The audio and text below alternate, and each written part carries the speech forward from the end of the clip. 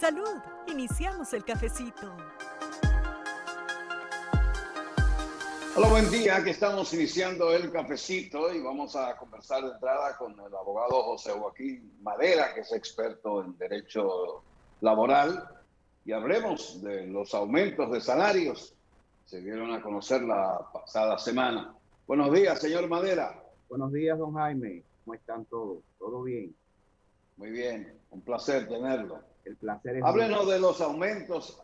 Díganos qué piensa usted de todo esto y cuál será la realidad. Sí, desde el día 16 pasado, el Ministerio de Trabajo, por la vía de la Comité Nacional de Salarios, emitió una resolución que determina un incremento salarial en el sector privado no sectorizado en República Dominicana. Hay una observación importante, don Jaime, que tiene que ver especialmente con las categorías que establece la resolución. Y ahora prácticamente se va a hacer diferente el incremento como se hizo tradicionalmente. En el pasado se tomaba en cuenta el capital autorizado de la empresa y los activos de la empresa que la empresa disponía para las diferentes categorías. En el presente ya será tomado en cuenta o serán tomados en cuenta otros factores.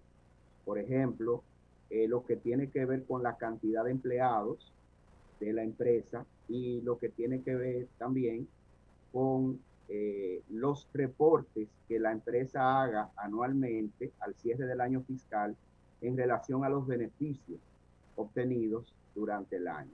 O sea que esos dos elementos serán tomados en cuenta a partir del 16 en lo que tiene que ver con el incremento. Aunque el incremento es a partir del 16, aplica obviamente a los pagos que se realicen en las próximas semanas o en las próximas quincenas, específicamente en las empresas que pagan los 15 y los 30, o sea que sería efectivo a partir del próximo día 30 de julio. Es importante destacar que hay 3 nuevas categorías que serán tomadas en consideración a esos fines. Ya no será desde los 12,000, 13,000, 14,000, 17,000 y pico que se consideraba en el pasado, sino que a partir del momento tomaremos el Comité Nacional de Salarios tomará en cuenta la cantidad de empleados. Y como decía, los beneficios obtenidos durante el año. 3 categorías, 3 nuevas categorías tenemos ahora. Ahora, es importante también saber que aunque hay un incremento, ¿verdad? Propio de la resolución, cuando evaluamos esos dos elementos, cantidad de empleados y beneficios obtenidos, probablemente la diferencia no sea muy significativa, aunque el tope máximo ahora será por encima de los 20,000 pesos aproximadamente. La resolución está disponible en la página del ministerio, cualquiera puede accesarla, de forma que puedan validar las 3 categorías nuevas que establece el Comité Nacional de Salarios. ¿Qué pasará con aquellos empresarios que aleguen que no podrán hacer esos aumentos? Bueno, hay un inconveniente, habría un inconveniente en ese sentido, porque fíjese que este año, justamente el año 2020-2021, hubo serios inconvenientes en cuanto a los beneficios, porque la mayoría de empresas del país estuvieron suspendidas. De hecho, todavía hay empresas y empleados que están suspendidos a causa de la pandemia. Entonces, si los beneficios fueron reportados como poco significativos, vamos a decirlo de esta forma, entonces habría que tomar en cuenta la cantidad de empleados que la empresa tiene en el momento en que se aplica la resolución. O sea que prácticamente la resolución es de efectividad inmediata y de aplicación obligatoria. En el caso de de los empleadores y los empleados, señor Madera. Usted como abogado sabe que por años ha habido una queja del empleador de que no gana un juicio contra un empleado en un tribunal. ¿Realmente las cosas siguen siendo así, siguen siendo igual todo eso? Siguen siendo prácticamente igual. Lo que pasa es, don Jaime, que la prueba en asuntos laborales, quien debe someterla no es el trabajador ante un tribunal, sino el empleador. Y muchos empleadores tienen deficiencias en cuanto a los reportes y las pruebas o evidencias posteriores ante una eventual reclamación del trabajador. ¿A qué me refiero cuando digo prueba? Los mismos reportes que se hacen por la vía de los famosos DGTs, el DGT3, el DGT4, el personal fijo, el reporte de horas extras. Si la empresa no tiene esos reportes al día, debidamente remitidos al Ministerio de Trabajo, entonces cuando llega el momento de hacer la reclamación o postular ante un tribunal en ese sentido, si no tiene las evidencias, pues obviamente el proceso lo va a ganar el trabajador. De hecho, más de 100 casos en los tribunales, probablemente más de 80 lo ganan los trabajadores justamente por causa de la debilidad que tienen muchos empresarios en el sentido de los reportes al Ministerio de Trabajo. El hacer esos reportes a tiempo, lo mismo del contrato de trabajo dentro de, los 45, de las 48 horas de haberse generado la relación laboral, es importante hacer el reporte. Y también el proceso de desvinculación adecuado en lo que tiene que ver con la terminación del contrato de trabajo. Un buen acuerdo transaccional, un acta de desapoderamiento, que el empleado reciba, que firme. O sea, todo ese proceso es importante completarlo correctamente para evitar futuros inconvenientes legales. Pero un país que está procurando la generación de empleos para desarrollarse, las leyes laborales favoreciendo solo al trabajador prácticamente, el trabajador en forma de la ganaria trabaja, hace lo indecible para ser cancelado y poder entonces recibir los beneficios de sus prestaciones. Todo eso lo que ha hecho es que hace que el empleador, que muchos empresarios decidan no tener empresas para no estar luchando con trabajadores. Entonces, eso no fomenta el empleo, mucho menos fomenta el desarrollo. Definitivamente no creo que quizás la mejor decisión no sea no tener la empresa, sino seguir, ¿verdad?, adecuadamente los pasos que establece la ley en lo que tiene que ver con los procedimientos, desde la apertura o desde el inicio del contrato de trabajo hasta la eventual desvinculación del trabajador. Por ejemplo, en lo que tiene que ver con el principio número 5 del Código de Trabajo, usted lo acaba de mencionar de manera indirecta, o sea, es el principio de irrenunciabilidad de los derechos. El empleado y también el código plantea el principio indubio pro operario, porque en cualquier reclamación la duda lamentablemente favorece al trabajador. Entonces es importante que tengamos las evidencias en el proceso para poder tener éxito ante una reclamación futura. Por ejemplo, muchas veces ante un incumplimiento, ante una falta cometida por un empleado X en el desempeño de sus funciones, el mismo código nos da las herramientas en el artículo 88, 19 causas para solicitar o para justificar el despido. Yo siempre recomiendo que se haga por la vía del Ministerio de Trabajo para tener la garantía de que ese despido pueda ser justificado. El mismo proceso disciplinario, o sea, si yo le permito a un empleado que haga lo que le dé la gana en la empresa, pues probablemente el malo no sea el empleado, sino yo, como empresario, que permito, ¿verdad?, que incurra en faltas leves o graves que pueden acarrear la terminación del contrato de trabajo. El proceso disciplinario está claramente definido desde el artículo 32, todo lo que tiene que ver con las amonestaciones, anotación de faltas en la medida de su gravedad en el registro del trabajador, de forma que amasemos preparemos adecuadamente el caso, el expediente, para que haya posibilidades futuras de justificar la terminación de ese empleado. Bien, vamos a colocar unos mensajes y volvemos con usted, señor Madera, un par de minutos más. Estamos en el cafecito. Vamos a los mensajes.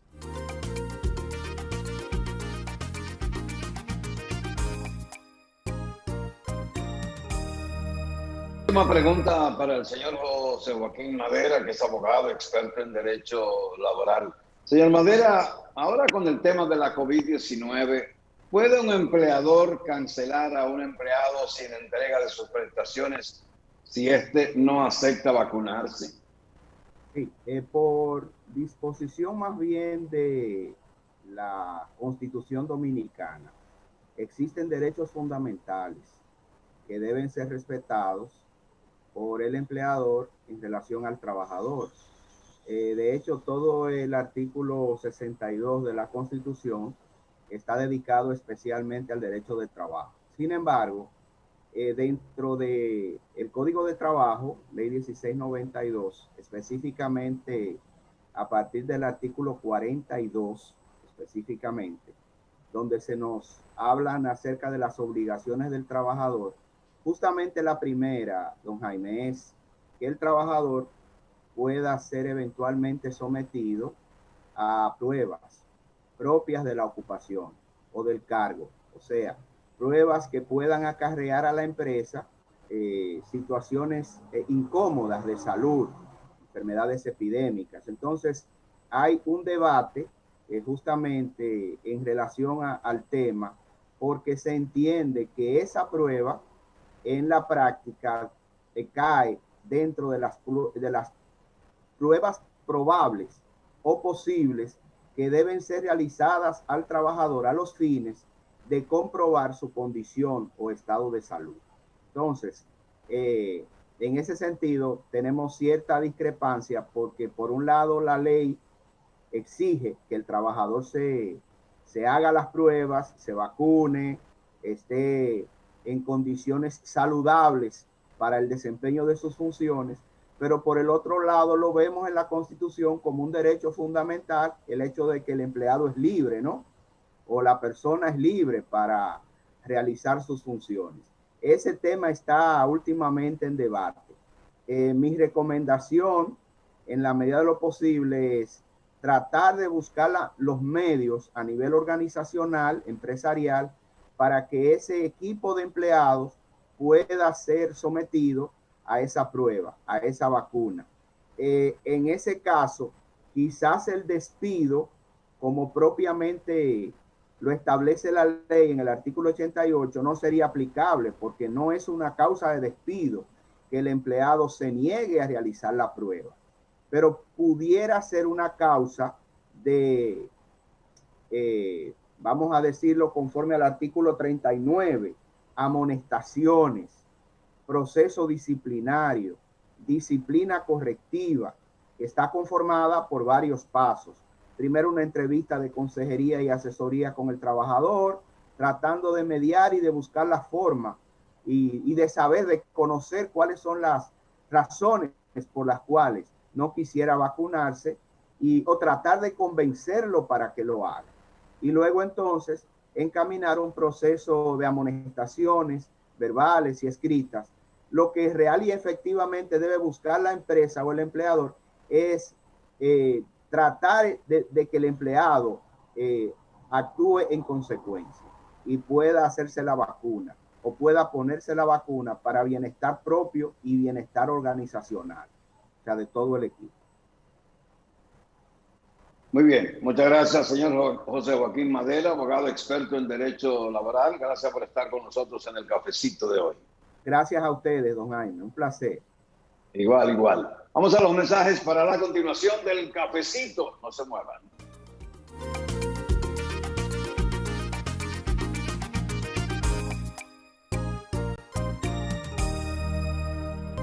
Bueno, vamos a conversar con otro abogado, pero esta vez vamos a hablar de temas de elecciones, de decisiones adoptadas por los organismos correspondientes. Licenciado Santos Willy Liriano Mercado, de Fuerza del Pueblo está con nosotros y vamos a tocar, y de hecho vamos a tocarlo, la decisión de la Junta Central Electoral de declarar solo partidos mayoritarios al PLD y al PRM. Luego, una sentencia del Tribunal Superior Administrativo que establece que no, que Fuerza del Pueblo también es un partido mayoritario. Pero yo lo que quiero que tú me hables, Willy, es del tema de que la Junta Central Electoral toma decisiones electorales, que luego entonces desautoriza el Tribunal Superior Electoral y más adelante desautoriza el Tribunal Superior Administrativo y más adelante puede desautorizar el Tribunal Constitucional. Entonces, ¿cuál es el papel de la Junta Central en realidad? Sí, gracias. Muy buen día por la oportunidad y a todo tu público. Como bien, es algo interesante lo que has propuesto, porque la Junta Central Electoral es un órgano control para el tema de fiscalizar los eventos electorales en la República. Y como bien dijiste, hay un tema de que hubo una decisión que emitió la Junta Central Electoral, que fue la 01-2021, y luego viene el Tribunal Electoral y la valida, y luego la propia Junta Central Electoral irrumpe la 01-2021 y nace la 02-2021. Pero esta decisión nace a espaldas de los partidos del sistema y entonces encuentra un recurso directo en el Tribunal Supremo Administrativo, del cual los partidos aliados a la Fuerza del Pueblo, como el nuestro, la Fuerza Nacional Progresista, intervino por una demanda de intervención voluntaria.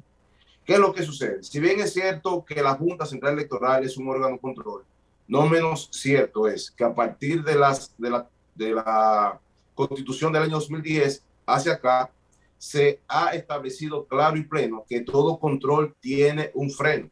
Es decir, no puede existir ninguna nación supranacional hasta tanto no se fiscalice o no se haga una acción de ponderación propia en derecho que no atropelle los erga omnes.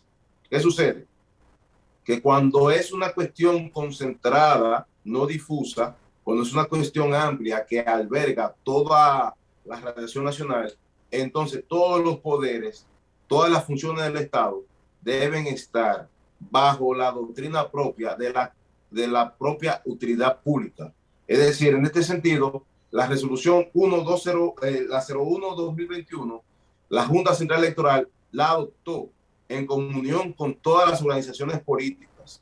Más sin embargo, en cámara cerrada, nace la 02-2021, rompiendo la 01-2021 y sin el consenso de los actores del sistema. Es decir, le hizo intuito persona, sin apoyarse, sin reflejarse, sin escuchar a los sectores, y esto afectó de una manera u otra la cuestión propia del sistema de partidos.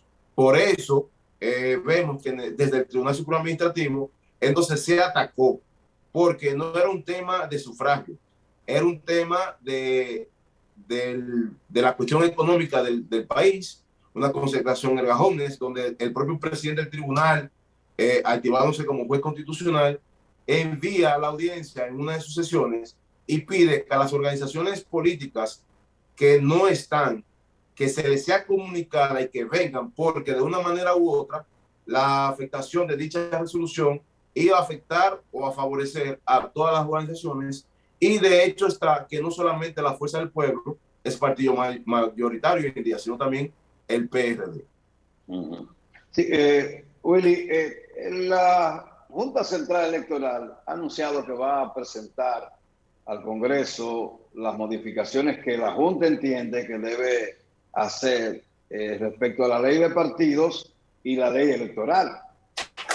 Porque definitivamente, aunque fueron proyectos que se consensuaron durante años, finalmente lo que se aprobó fue una barrabasada y las cosas no están claras, o sea, sino que están sujetas a interpretación. Por ejemplo, la decisión de suspender las elecciones municipales fue personal del presidente de la Junta, ni siquiera de los demás miembros de la Junta Central Electoral, y mucho menos de las juntas municipales que, en teoría, según la ley, son las responsables directas de los procesos municipales. Y fue una decisión unipersonal de un presidente de Junta Central. Una posición muy aviesa por parte del entonces presidente de la Junta Central Electoral, y esto dio al traste de la propia acción recursiva, porque como cuando estuvimos ahí en fase, nos dimos cuenta que la Junta Central Electoral no tuvo a bien evaluar el voto municipal para poder hacer el celazo de los porcientos y colocar a los partidos mayoritarios o minoritarios. Al igual que fue una posición muy incómoda, y todo el mundo lo sabe, el suspender las elecciones, el votante en fila. Y como bien dices, las leyes que tenemos ahora no son tan técnicas. Un poco de el término que usaste ahora mismo, que viene un propio fuera de la lógica, porque las leyes no están únicas y exclusivamente para interpretarse, sino también para aplicarse. Entonces, cuando dejamos leyes, cuando el Congreso deja leyes a interpretación, puede venir lo que es la interpretación análoga o extensiva. Y esta interpretación análoga o extensiva puede dar al traste de mucha confusión, y lastimosamente, cuando alguien se sienta ofendido, va a invocar el principio de favorabilidad en cualquier tribunal, y ese tribunal va a tener que activarse, vuelvo y repito, como juez constitucional, y apoyar el reclamo sobre el principio de favorabilidad, que es una subsunción constitucional fundamental. Entonces, el Congreso de la República, en este y en cualquier otro país, no puede dejar una ley al albedrío de la interpretación. Bien, una última pregunta, Willy. Es sobre el tema, te sigo con el tema municipal y el tema de la Junta Central y el Superior Electoral. No es un secreto que entre los presidentes de la Junta Central Electoral y el Superior Electoral nunca existió ningún tipo de afinamiento. Y hoy el que era de la Junta del Superior Electoral, hoy es presidente de la Junta Central. Pero, por ejemplo, decisiones de primera instancia que son competencia de las juntas municipales, adoptadas a partir de reglamentos de la Junta Central Electoral, que es su órgano rector, entonces eran desestimadas en el Superior Electoral. Plazos que daba la Junta Central, que las juntas municipales cumplían y fallaban en primera instancia como es su competencia. Entonces, ese fallo era anulado en el Superior Electoral. Entonces, ¿cómo corregir todo eso? Yo entiendo que debe regularizarse el esquema de acción, tanto en primera instancia, vamos a así decirlo, así como la acción recursiva inmediata, porque si la facultad es propia del presidente municipal, directamente debe existir una alzada y no pasar al órgano control y ahí hacer una decisión última rápida. Ahí sí tiene toda la razón, y el legislador dominicano tiene que asentar, claro, porque para algo el presidente municipal de la Junta es una autoridad, no solamente se activa cada 4 años cuando hay una elección. Muy bien, muchas gracias Willy y Liriano Mercado por estar con nosotros. Esperamos estar de nuevo y con más tiempo para poder seguir hablando de temas electorales, que aunque la gente lo ve distante porque las elecciones son en el 2004, pero ya vemos que 2 años pasan volando, 2 o 3 años pasan volando. Gracias por estar en el cafecito. Gracias. Muy bien, terminamos con el cafecito.